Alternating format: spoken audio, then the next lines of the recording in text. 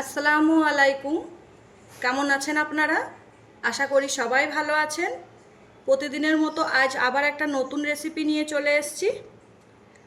আজ আমি বানাবো এই গন্ধরাজ লেবু দিয়ে পেঁপের চাটনি।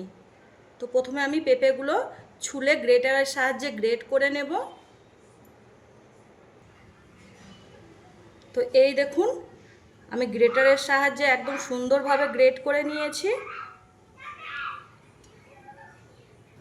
এদিকে একটা কড়াই নিয়ে নিয়েছি, দিয়ে দেবো পেঁপেগুলো, দিয়ে দেবো নুন,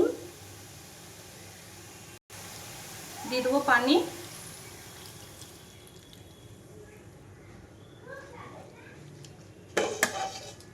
ঢাকা দিয়ে পেঁপেগুলো আমি সেদ্ধ করে নেব।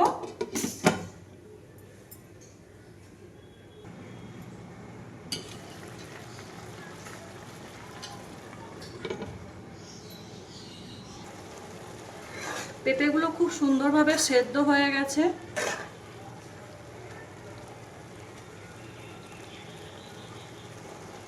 দিয়ে দেবো চিনি,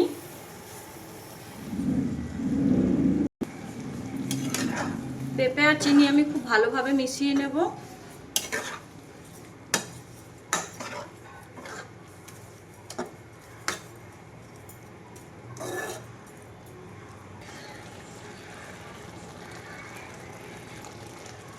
এই পেঁপের চাটনিটা কিন্তু খুব সহজেই বানানো যায়।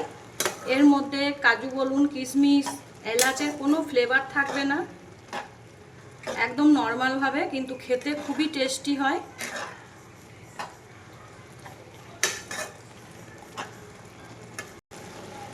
দিয়ে দেবো গন্ধরাজ লেবুর রস,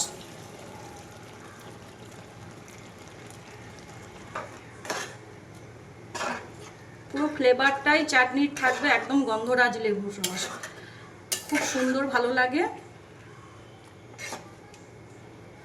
এর মধ্যে আপনারা কাগজি লেবুর রসও দিতে পারেন।